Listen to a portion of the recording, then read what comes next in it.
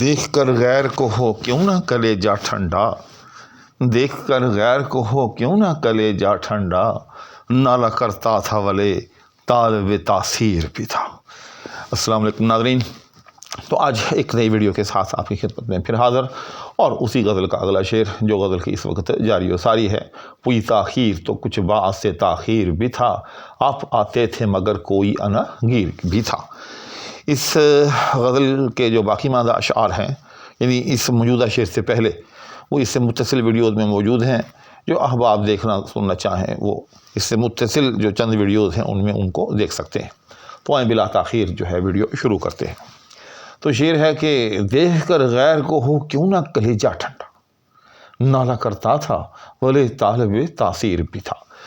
تو یہ وہ شعر، جیسے میں پہلے کہا کرتا ہوں کہ مرزا غالب کے پسندیدہ موضوعات میں سے ایک موضوع رکیب پر رشک ہے۔ رکیب کو مصیبت میں دیکھ کر اظہار مسرت ہے، اور جتنی بھی رکیب سے متعلق مختلف قسم کی جہتیں ہو سکتی ہیں وہ سب کی سب غالب جو ہیں وہ اپنے مضامین میں باندھتے ہیں، اور کمال طریقے سے باندھتے ہیں۔ رشک بر غیر یا رشک بر رکیب یہ غالب کے پسندیدہ مضامین میں سے ہے، چنانچہ اس شعر میں بھی یہی مضمون ہے۔ تو میں اس شعر کی بھی کما حق کو تشریح کرنے کے لیے ایک واقعاتی انداز جو ہے اس کو اپناؤں گا، تاکہ آپ کو مکمل طور پر یہ شعر جو ہے وہ سمجھایا جا سکے۔ تو ہوا یوں کہ مرزا غالب جو تھا وہ فراق یار کا مارا ہوا، یار کے ظلم و ستم کا روندا ہوا تھا۔ بیچارہ ہر وقت جو ہے وہ چیخو پکار کرتا رہتا تھا، ہر وقت آہو فغاں کرتا رہتا تھا، ہر وقت جو ہے وہ نالا کرتا رہتا تھا۔ نالا یعنی رونا پیٹنا چیخنا، نالے کو کہتے ہیں۔ اور اس پہ ستم یہ کہ یہ توقع رکھتا تھا کہ میرا محبوب جو ہے وہ میری طرف ملتفت ہوگا، میری طرف جو ہے وہ توجہ کرے گا، میری سنوائی ہوگی۔ اور پھر جب حسب توقع کوئی نتیجہ نہ نکلتا تو اس پر جو ہے غالب کو شدید مایوسی ہوتی، غالب کو شدید جو ہے وہ ناکامی ہوتی، اور یہ غالب کو بہت زیادہ رنج ہوتا۔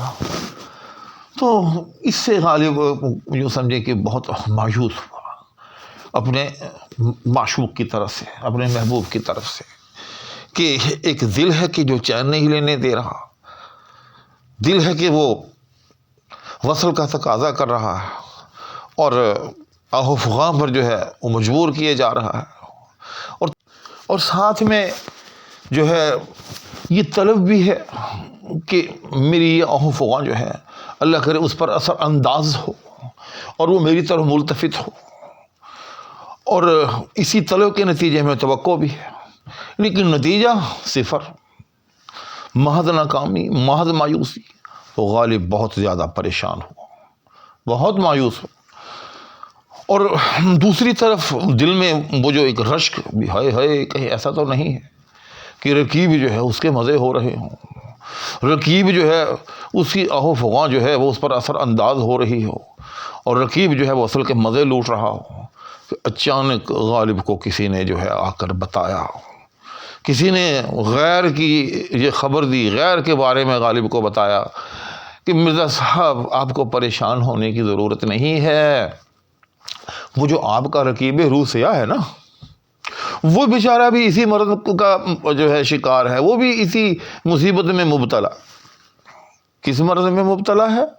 کہ وہ بھی اسی ستم گر کہ جس کی زلف کے آپ اسیر ہیں، اس کی زلف کا اسیر ہے، اور اسی کے وصل کا طالب ہے، اور اسی طرح سے وہ بھی جو ہے وہ نالا کشی میں مصروف ہے، اور ساتھ میں ستم یہ کہ وہ بھی اسی طرح سے طالب تاثیر بھی ہے، توقع رکھتا ہے، خواہش رکھتا ہے کہ میری نالا کشی جو ہے وہ اس پر اثر انداز ہو اور وہ میری طرف ملتفت ہو، لیکن ادھر بھی جواب نہ دارت، ادھر بھی کسی قسم کا جو ہے کوئی التفات دیکھنے میں نہیں آ رہا۔ چنانچہ جب غالب کو اپنے رکیب روح سیاہ کے ان احوال کا پتہ چلا تو غالب کا کلیجہ ٹھنڈا ہو گیا، کہ شکر ہے ایسا نہیں ہے کہ میں تو ادھر جل رہا ہوں، سڑ رہا ہوں، یار کی جو ہے بے اعتنائی کا شکار ہوں، اور ادھر رقیب جو ہے، رقیب روح سیاہ بلکہ جو ہے وہ شاید بدے لوٹ رہا ہو. ایسا نہیں ہے، بلکہ اب شے دیکھے، دیکھ کر غیر کو ہو کیوں نہ کلیجہ ٹھنڈا. غالب کا کلیجہ ٹھنڈا ہو گیا غیر کو دیکھ کر. غیر کو دیکھ کر مطلب یہاں ایک بڑی باریک بات بتا رہا ہوں، یعنی کہ غیر کے احوال کو دیکھ کر. ورنہ ظاہر ہے غیر کو دیکھ کر یا رقیب روح سیاہ کو دیکھ کر تو کلیجہ خاک ٹھنڈا ہوگا. اس کو دیکھ کر تو عاشق جو ہے اس کا کلیجہ جو ہے وہ جل اٹھتا ہے. وہ تو اور یوں سمجھے کہ گرم ہو جاتا ہے ٹھنڈا ہونے کی وجہ. کوئی بھی عاشق جو ہے اپنے رقیب روح سیاہ کو دیکھ کر الٹا پریشان ہو جاتا ہے. اس کا کلیجہ کیا ٹھنڈا ہوگا. یعنی غیر کے احوال کو جان کر یا غیر کے احوال کو دیکھ کر، غیر جن مصیبتوں میں مبتلا ہے ان مصیبتوں کو دیکھ کر غیر کو ہو کیوں نہ کلیجہ ٹھنڈا. یعنی اس حال میں دیکھ کر. اور وہ کیا حال ہے؟ نالا کرتا تھا ولی طالب تاثیر بھی تھا. کہ وہ بھی میری طرح نالا کرتا تھا، یعنی معشوق کے عشق میں مبتلا ہو کر، معشوق کے وصل کی خواہش کے ہاتھوں مجبور ہو کر آہو فغاں کرتا تھا، چیختا تھا، چلاتا تھا. اور اس پہ ستم یہ کہ طالب تاثیر بھی تھا. نالا کرتا تھا ولی طالب تاثیر بھی تھا. کیونکہ اگر دیکھیں یہ ایک بڑا اصول سا ہے کہ انسان پریشان اس وقت ہوتا ہے کہ جب اس کی امید ٹوٹتی. جیسے وہ بدھ کا یہ فلسفہ بھی ہے کہ دنیا کے اندر ہر غم کے پیچھے جو ہے وہ دراصل خوشی کی خواہش ہے. اگر آپ خوشی کی خواہش چھوڑ دیں تو دنیا سے جو ہے وہ غم کا نام و نشان جو ہے وہ مٹ جاتے ہیں. کیونکہ جب انسان کسی خوشی کی خواہش کرتا ہے اور وہ مسرت اور وہ خوشی جو ہے اس کو ملتی نہیں ہے تو اسی کا نام جو ہے پھر وہ غم جو ہے وہ رکھا جاتا ہے. تو نہ خوشی کی خواہش ہو، نہ انسان کی امید ٹوٹے، نہ ہی انسان غم زدہ ہو. تو علی کہتے ہیں کہ نالا کرتا تھا ولی طالب تاثیر بھی تھا.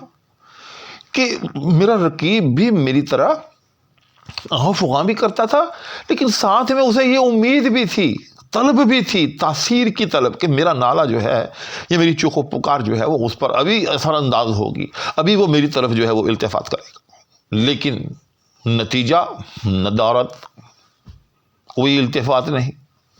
ہم نے مانا کہ تغافل نہ کرو گے لیکن خاک ہو جائیں گے ہم تم کو خبر ہونے تک. ادھر اسی طرح سے مسلسل تغافل. تو غالب کا کلیجہ ٹھنڈا ہو گیا کہ شکر ہے ایسا نہیں ہے جیسا میں سوچ رہا تھا. اور غالب کیا سوچ رہا تھا کہ کہیں ایسا نہ ہو کہ میں تو خالی چیخ و پکار کرتا مر جاؤں اور میری چیخ و پکار کے نتیجے میں اس پتھر دل، اس سنگ دل پر کوئی اثر بھی نہ ہو، جبکہ رقیب روح سیاہ جو ہے وہ تھوڑی سی چیخ و پکار کرے اور اس پتھر دل پر اس کا اثر ہو جائے اور وہ اس کی طرف ملتفت ہو جائے، وہ اس کے بازوؤں میں جھول جائے اور اس طرح سے میرے رقیب کے جو ہے وہ مزے ہو رہے ہوں، وہ اس کی زلفوں کے سائے میں لیٹا ہوا ہو. شکر ہے کہ ایسا نہیں ہے، بلکہ جس آتش عشق میں میں جل رہا ہوں، جس نار فرقت میں میں جھلس رہا ہوں، میرا رقیب بھی اسی آتش عشق میں، اسی نار فرقت میں جھلس رہا ہے. وہ بھی میری طرح ناکام، نامراد اور خاسر ہے. چنانچہ کسی بھی عاشق کے لیے یہ جو ایک خبر ہے کہ جس غم میں میں مبتلا ہوں اسی میں میرا رقیب بھی مبتلا ہے، یا اگر میں نامراد ہوں تو میرا رقیب بامراد نہیں ہے، تو کسی بھی عاشق کے لیے یہ جو خبر ہے یہ یوں سمجھے کہ اس کے لیے ایک بڑی حوصلہ افزا خبر ہوتی ہے. اس سے اس کا دل بڑھ جاتا ہے کہ چلے کوئی بات نہیں، اگر میں اس مصیبت میں مبتلا ہوں تو میرے رقیب بھی اسی مصیبت میں مبتلا ہے. چنانچہ اس خبر سے ہی پھر غالب کا جو کلیجہ جو ہے وہ ٹھنڈا ہو جاتا ہے، غالب جو ہے وہ خوش ہو جاتا ہے اور غالب کا جو ہے وہ غم ہلکا ہو جاتا ہے.